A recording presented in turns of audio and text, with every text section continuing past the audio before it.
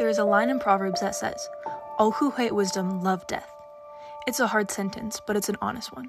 Right now, in Washington state, we're watching laws try to make death feel permanent, normal, even compassionate. Abortion is being written into our story as if life were optional. But Scripture tells us this shouldn't surprise us. When a culture stops submitting to the living God, it doesn't drift, it spirals. It always ends in a culture of death. And yet, God never starts his renewals in capitals or courtrooms. He starts in places like 9 Mile.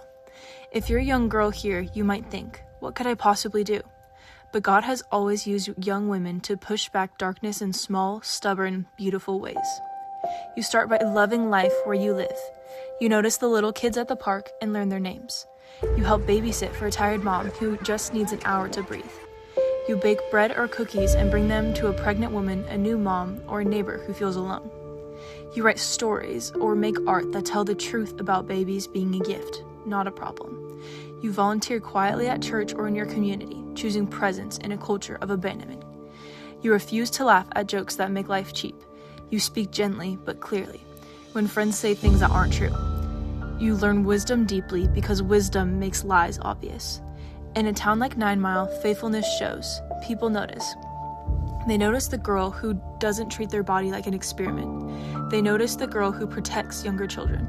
They notice the girl who is joyful without being careless, strong without being loud. And no, you don't compromise. Not your convictions, not your femininity, not your allegiance to Christ. Because the culture of life doesn't win by being angry. It wins by becoming real. God is not the God of the dead. He is the God of the living. Every loaf of bread, every babysitting hour, every truthful word, every act of quiet courage builds a community filled with life right here in 9 Mile.